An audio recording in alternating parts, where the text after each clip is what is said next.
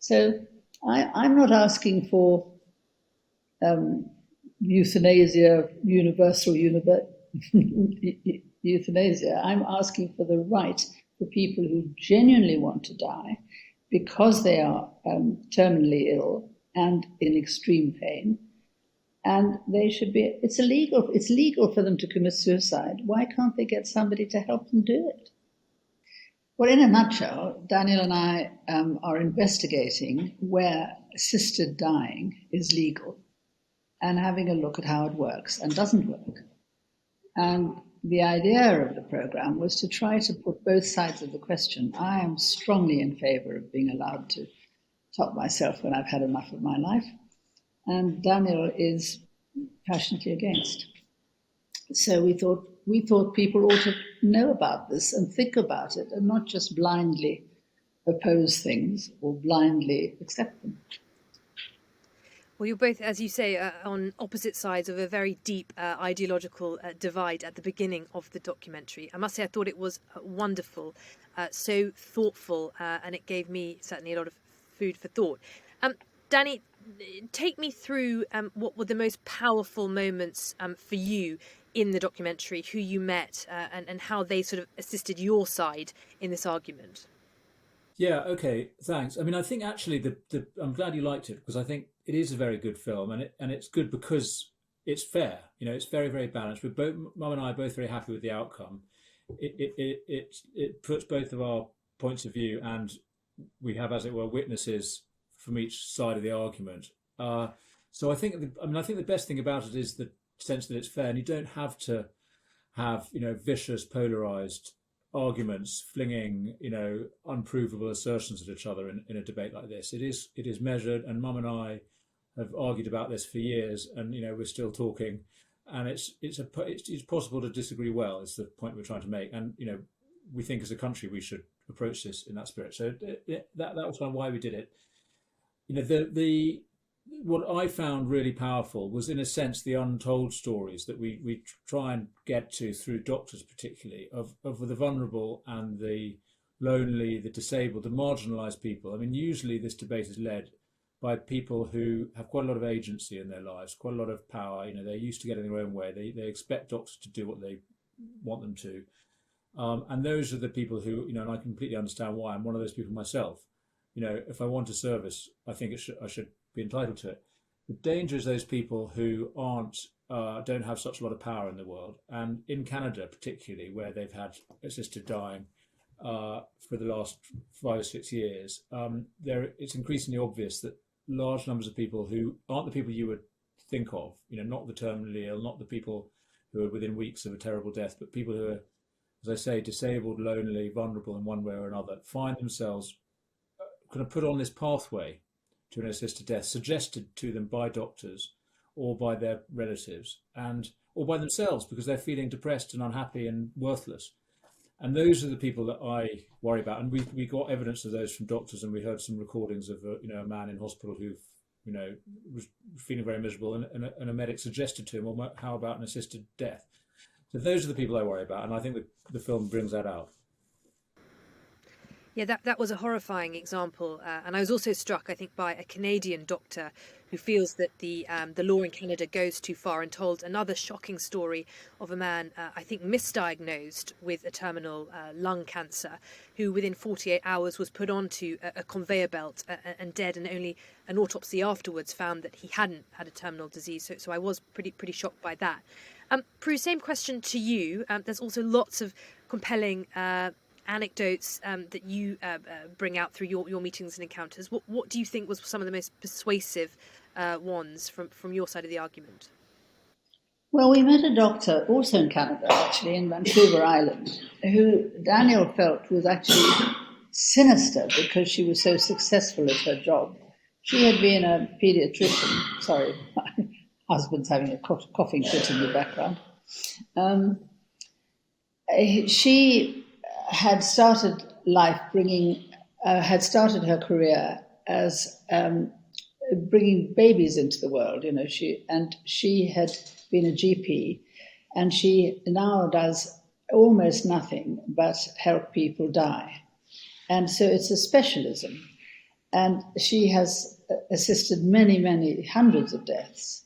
And Daniel found that sinister. I found it really cheering because I thought what it means is in Vancouver Island, the idea of being allowed to leave your life when you find it absolutely intolerable and you're in tremendous pain and misery, you should be allowed to do it. And she was, I thought she was extremely careful, very, took a lot of trouble to make sure that her patients really did, want to die and need to die, that this wasn't just some temporary. I mean, I agree with Daniel. You must be careful about people. For example, young men sometimes commit suicide, but you know very well if they get to the age of 25, they're no more likely to commit suicide than you or I are.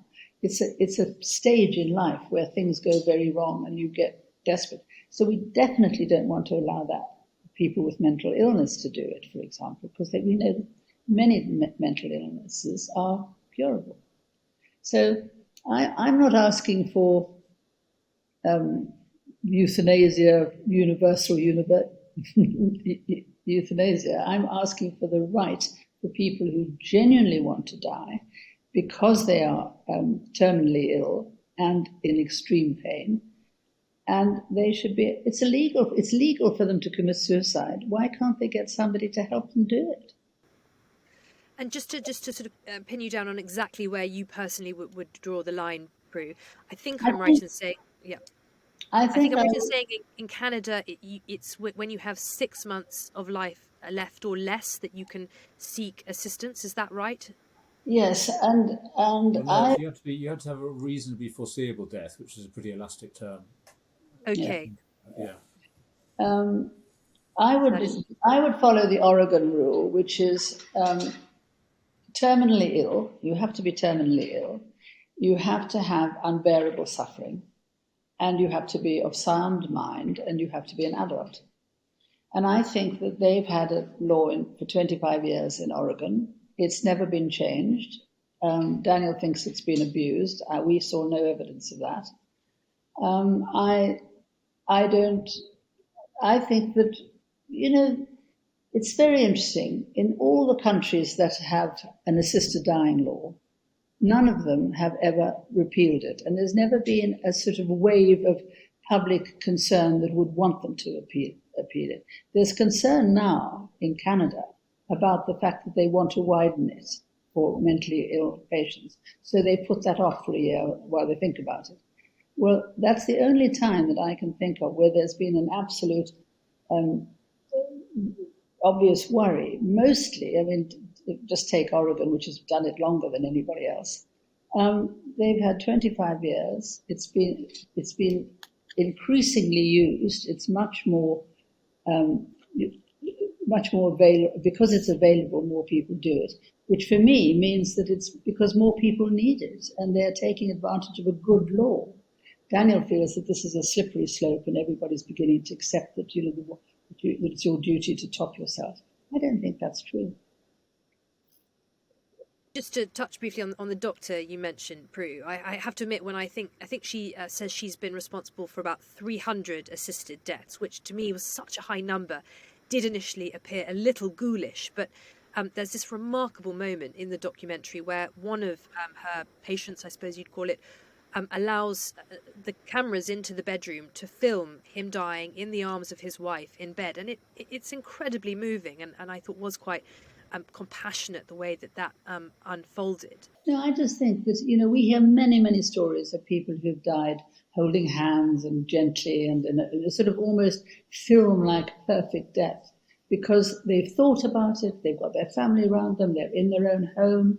It's, the doctor who's administering it or there to give you the drug is on your side, and it's a thoroughly good experience. If you can talk about a good death, that is a good death. And, if you compare that to the really thousands of people who are dying painful, lonely, horrible deaths in institutions or going to Switzerland, it's just crazy. I think it's mad. And Danny, can I ask you, in your role as a Conservative MP, I know you do a lot of work on this with the all-party parliamentary group on dying well. In the documentary, you seem to, correct me if I'm wrong, concede that the wind is blowing in one direction in liberal democracies in favour of assisted dying. Where do you think we're going to end up with this in the UK? It's something the House of Lords debated last year. Do you think it's just around the corner, or some time off, or still up in the air? Well, I think it's a very present danger. I think there is a risk, and it could well be growing that this law will come in one shape or another, because its proponents, they're very well funded, very energetic campaign. They're pushing hard at every available door, every bill that has some potential bearing on this topic. Justice bill, health bill, they're trying to produce an amendment. Private members' bills. There's a lot of pressure on government and on the Labour Party to adopt it as party policy. So I think there is the risk that, for 100 years since polling began on this topic, there's always been a majority of the public respond yes to the question, do you think people who are terminally ill should be helped to die? Because that is an immediate compassionate reaction, which I totally understand why people have it. But the reason why, and Parliament's looked at this half a dozen times just in the last 20 years, the reason why every time Parliament looks at it, it decides to not proceed with this idea is because the more you think about its actual implications, how it would work in practice, what it really means for the vulnerable, and you look around the world and see what's going on. The parliamentarians always conclude it's impossible to write a law that would be safe, and that is indeed the experience of every other country. I mean, I'm afraid the fact is that there are, I think, 27 jurisdictions around the world which have done this. None have repealed it, but none have it right. And my mum and others, they wouldn't point to a single country. They point to Oregon a bit, but I mean, I'm just looking at the stats on Oregon. I mean, there have been over 30 deaths in Oregon, and I'm reading out, it includes deaths due to anorexia, arthritis, blood disease, complications from a fall, hernia, kidney failure. These are conditions which are manageable. So there isn't a single country that does this right. So we'd have to invent our own rules here in the UK. I don't see why. I mean, I know we're brilliant and the best, but I don't see why we should come up with a law that no one else has made that protects the vulnerable. So I think that if it comes back to Parliament, no doubt will in some form or other, I'm hopeful that MPs will, as they always have before, conclude that it's not possible to do this safely. But yeah, we are in, there's always the possibility things go wrong.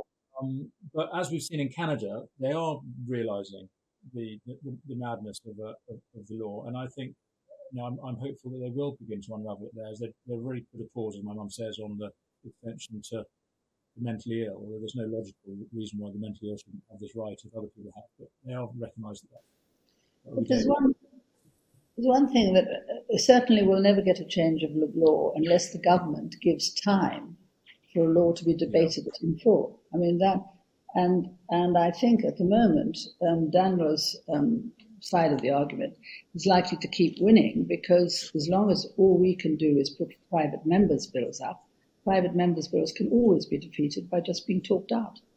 So unless that's right. So you need government to give a private members' bill time, which the government does, but only the ones that it likes. So the government would have to decide that this is something that it should give time to. And I personally think that government should be giving time to other things that are more necessary. Most of all, palliative care. So they did pass a law. In fact, it was an amendment by my colleague in the House of Lords, Baroness Finlay, that the government accepted to the health bill last year, which says that palliative care, really good at end-of-life care, not killing care, is now an NHS service for the first time. But they need to put money behind that, and they need to put guidance behind it to ensure everybody gets it. So this is where Mum and I agree, by the way. We all think that we really need good quality palliative care everywhere. I think that should be the priority for our country. It's disgrace. It is a terrible scandal that my mum is totally right to highlight how many people die in terrible agony or just with mistreatment, in and out of hospital, not with their loved ones, unsure of what's going on, without that genuine autonomy that you need to sort of direct your own care. We are not good at helping people die well in this country, but we could be, because we have the medicine, we have the skills. We just need to apply those to everybody. And just finally, I must say, I thought the documentary was a masterclass in how to debate robustly, but politely and civilly. You both clearly have very passionately held conflicting views on this matter. I just wondered, were there any moments behind the scenes when things got a little bit more heated, or you were sort of perfectly equanimous when the cameras were off? No, I don't think we didn't quarrel at all, but we don't quarrel. I mean, we're not a very quarrelsome family. I just think, he's a very well brought up young man. He knows how to behave. Yeah, and actually, I mean, we actually look very much looking forward to this program that's going out tonight on Channel 4 at 9 p.m. Being over, so we can stop doing this public arguing, because it's not actually that great to be disagreeing in public with your mother when we agree on almost everything else. But yes, no, we don't. We're delighted not to talk about it off camera because we were talking about it so much on camera. Well, in But fact, tonight, Daniel is not watching this program, and nor am I, because I'm on stage at Swindon doing my one-woman show, and he's coming to watch me. So we both have to watch it in, catch up. On catch up. And sorry, final question. Would you either of you say that your view changed at all, or you sort of saw the other's point of view in better definition after your road trip? I definitely shifted a little bit in the sense that I had thought we ought to perhaps have a slightly wider definition of who should be allowed than Oregon. But I do realise that there are dangers, and so I think I'd now go for the Oregon model. But you know what? I don't think this should be my decision or Daniel's decision. I think we need to study it really carefully. I think there's a study going on at the moment, isn't there? A select committee study. yeah, there's the health committee looking at it. Yeah. I didn't shift my position overall, but I did. I mean, I have even more respect and sympathy for the people for whom this really matters to them personally, and great sympathy for people whose loved ones have died badly. And I recognise the really, really powerful arguments they make. I just remain convinced, even more convinced than before, that it's not possible to write a law that will be safe for the vulnerable.